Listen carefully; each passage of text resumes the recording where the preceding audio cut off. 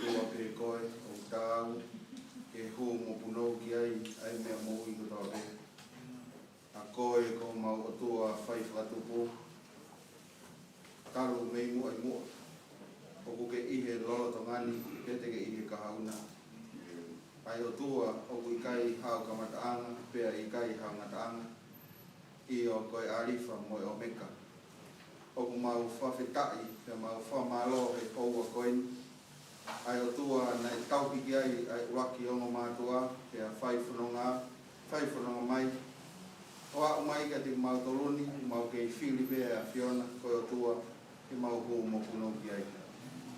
Mau fia he houa koeni, e mau au sia ai houa whakakoroa koeni. Neongo nei kai ha whotutu mua palani ia, i ha whakahaanga, mua maunga keresi mawahe peheni he houani. Ka i he whakaafo ai tataki ai a Fiona, po ke ui whatatahai mea ki mātoro ki a maunga keresi mawahe pehe i he houani. O wikai ko mau kau whataha, ke mau hanu, ke te mau launga, ke mau ilo whapapau, koe hala whanonga, ke mau whikuki mungahi whaingataa ke. Kai whawhetai ai ofa kumi mai ai a Fiona, ko ke whaki ho o mo ui, ko hipe ko ki mau toru, ke iai ha amanaki he hala whanonga o ku mau whanonga ai. Mau whawhetai mea mau whamalo ai i he otua o ofa, whai manawa ofa, pia ne alo ofa ke te mau toru, he tono nou o he mau mo ui.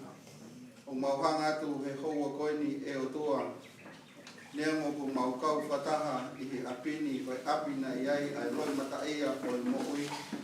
Kau mau kau whataha he houani, ke mau hiki ka mau reo, ke mau kei whawhetai a ve ai a Fiona. Malo mua o kau mai e taimi o houtou o hala whanonga. Pena mau ilo nā ke iwaka pe, ke whatoka maari ai hala whanonga. Pena neongo kua tokoto a ho tamai o iki, i hono malo anga te ka aha te ke whoku mai ai. Kako hai tene lawa ke tala, ai uhu ta moi mama, i he mawa e kua hoko. Kau mau whawhetai he kuke iwaka pe, ke whakanonga ai roto ho haa, kau mau whamaro mo whawhetai e ke te koe. Mau kau whatahaini pia moi whamiri, whahou, pehe ki hangu mātoa, ui tau pia pehe ke whanau, si whangatoko oa pehe ke tope whine, pia moi kainga o whahano kotoa. Ai eiki presteni pia pehe ki he siasi, o mau kau whataha he hauani, ke mau kei whamooni pe io, o kei pūre au niu, mo whakarewerewa pe a Fiona. O mau whawhetai e o toa, he mea kotoa pe, e mau ilo koe whinangaro pe a Fiona. Mau fia pe hange koe fia e whunga whanua, he tō hifo a hono wai he hala whanonga. O pe mau fia e mau ilo, o kei waka pe a Fiona, ke tataki e mau whanonga he moi koe. Pea neongo ai houtu ai whanonga anga ia, whawhetai he kui waka pe a Fiona, ke whatu uta e mau whanonga, i he wani o ke hanga te ui. E rua mau Hawaii atu kota mai iki, amanaki ne wahe mai e wholofola moi o e whiawhin. Whatawange hoko ai wholofola e whiawhin. I kai ane whakaukau whakai tangata. Kai wholofola mai lau maari e ki ene mo ui. Pio ke mau whoki mei heni, ke mau ilo whakapau, na mau heni pia mai a Fiona. Wharea hota mai iki, kau e te mau toru e hoko koeni. Tuke mau tānaki, pia whatau katea e tūtu ui, pia mai tānaki. Ke mau whoki moia, ke hoko ia, ke whatau mau e mau tui. Ke mau nofo mau pege a Fiona. Mua ka mau mui atu, ke mau whia maari ai, i a kalaisi ko alo mau whamu ui, e mea.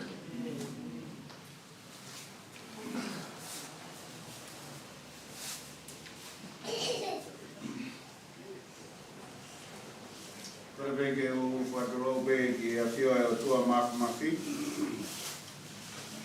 E tapu ka mo e ope i taumua. E o maa whoki e whare o mamahi.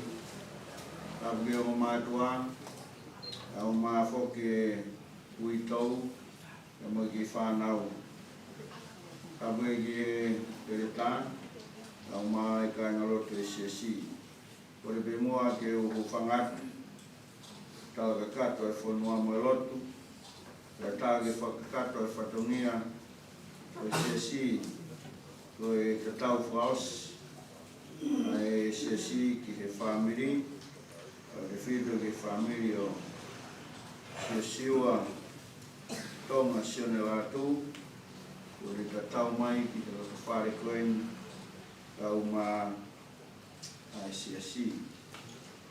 Be ko fie o mea e whakaukau koeni ke re tautoro i he tō whakause apostolo e moi ne tāloto na hiki tohi i he tohi koea i he tāwou ko Timote e ua koea Timote pe me vai koe no wha o pēhea e wharea e whakaukau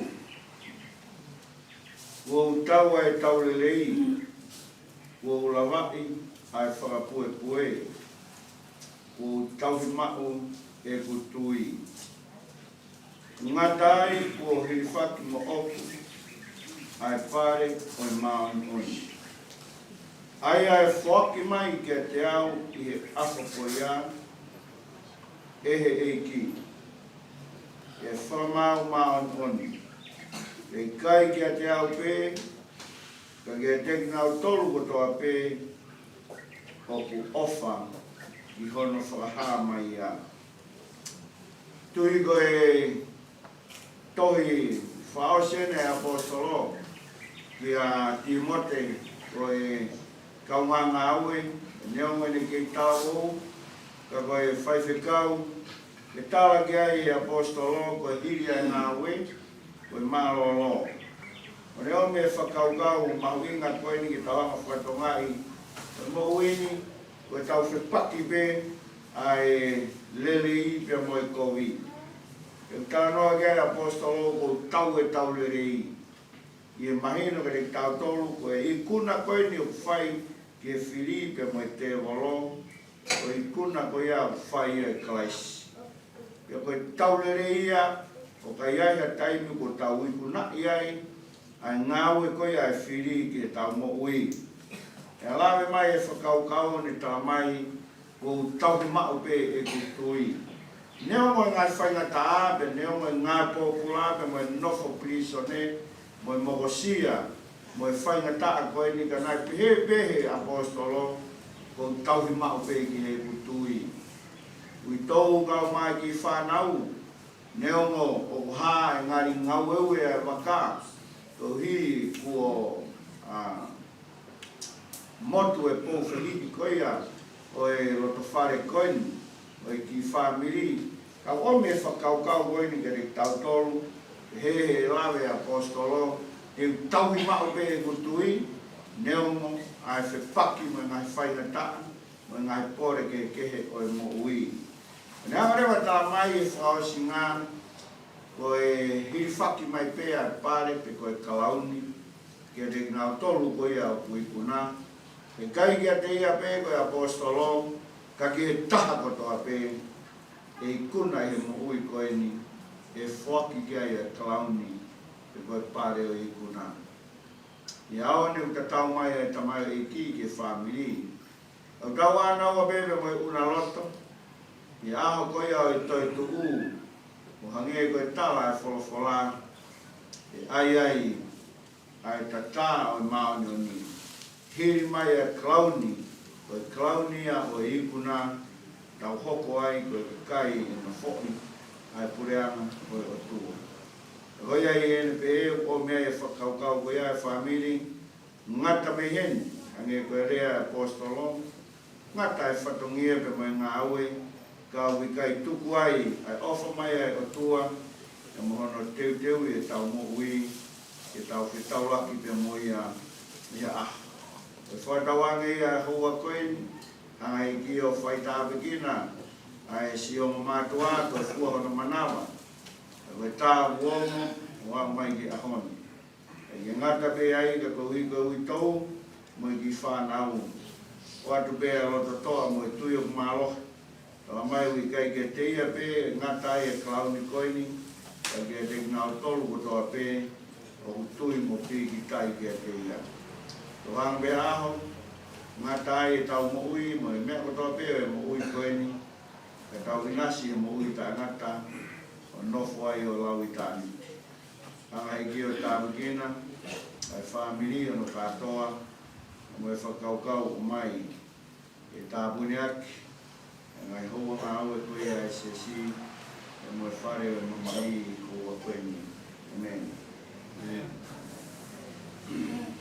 Ko aimi ke whaasi aki ai whamiri e ke pini, ko nono furu mā walu koe hini, ono walu koe hini, si so whahau atu I e eku whaiwhalau, o ai tahi mo I peau maka mo ngahi hakau, puke ai Tongatapu koe ka pasa whaiwhalau. Sisu whakahau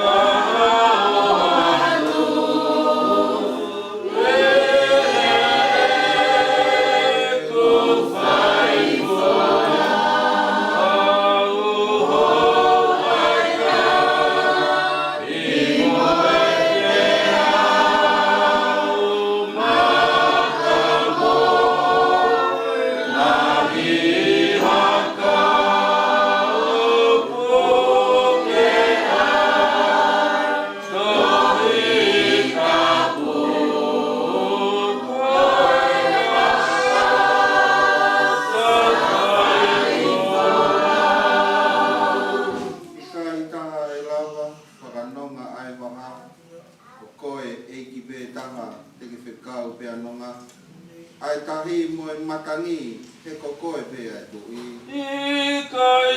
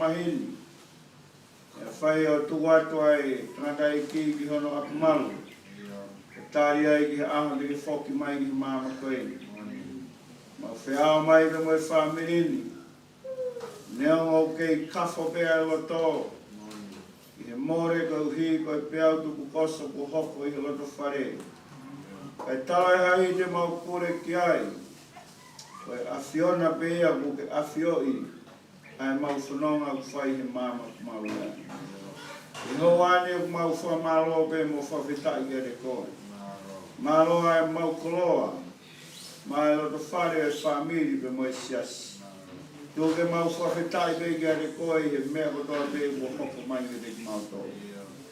Kai te mau ilo koe hāhono uki ngā. E mahino ke te mau tolu koe hire ngā we koe mālolo tari ki ha.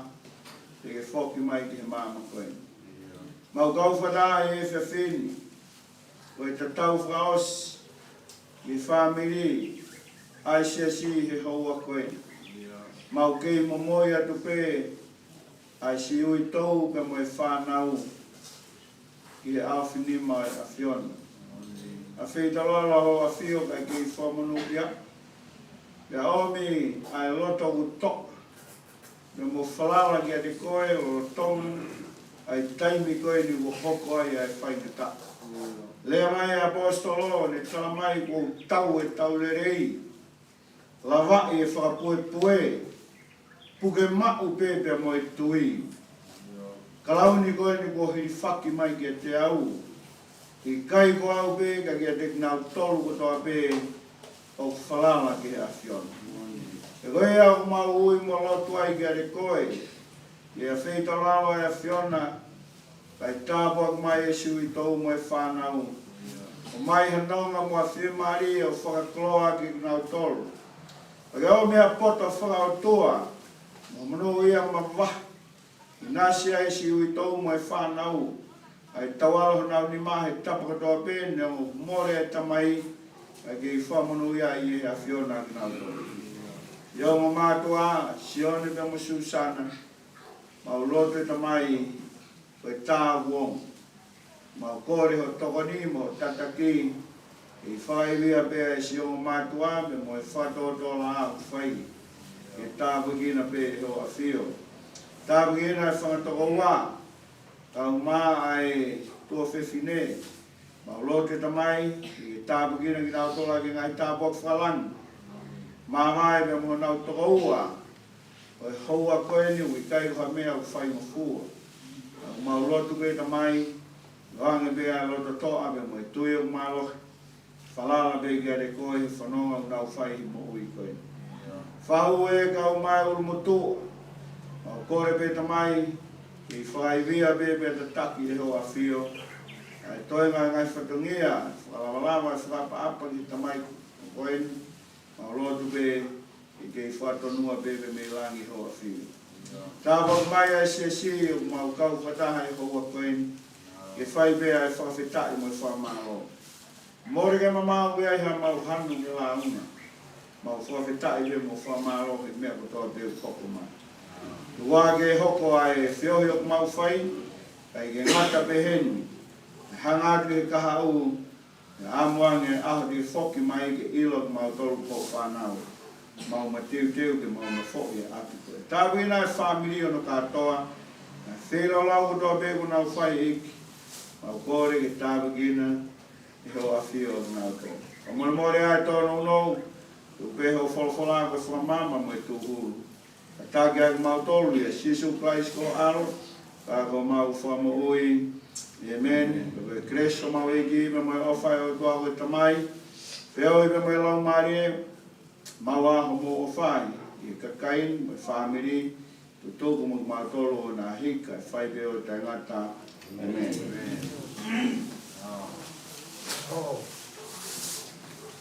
Tuku e Tongatapu, ke o tua mapu. Lea pia o tau o tonga. O whio atua e whaka apa-apa. Whaka mālo i te koe tangata i President, a māpai o tau. O ai siasi, e whamiri. Mō mea mai te tau, whaka osi. Mamahi mo e whaingataa po hoko. I si i ui tau mo whanau, vai a. Whakamaro me tamai Sione ka mā nāra.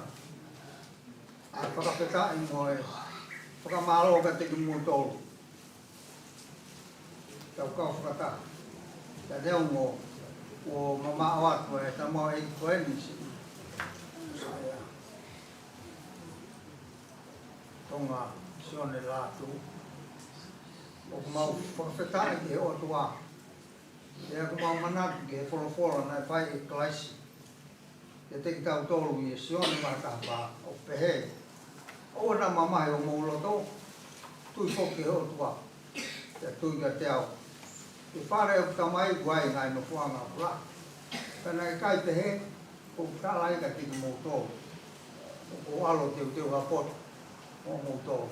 Te ka pau te walo, te utoi hao o mawa mō tō pe te au. Te ka poto o kou iai, te mō iai kou. Ta koe, whaka amu ia, te amarotu, ke kau whakataha.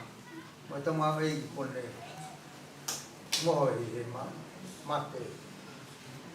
Nea mo, o pau te tau mate, te tau kei mo ui, koe whaka amu ia, e ka ina. O nā mamai o moro tō, tau tui te te o tua, e aho, te tau koe mo ui whakataha mo. Whakataha ki o tua o whalahi kone ne whai. E nai ofa pe o tua ki mamani, nā ne whuaki kono aro, o i koe o toa pe tuiga te ia, e oa nā auha, i he mate, kai mao e mou tai. Koe rotu pe ia, mo whakamaro sias, maro o pito, o kaupata. O ke hanga e tio.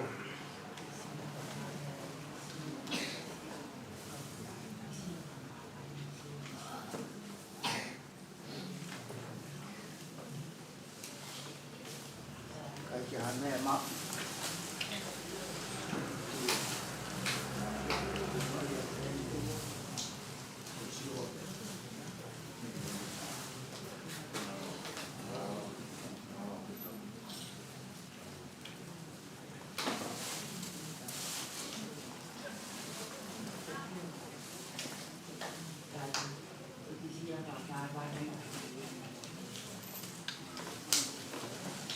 Nao, tuo whalai atu.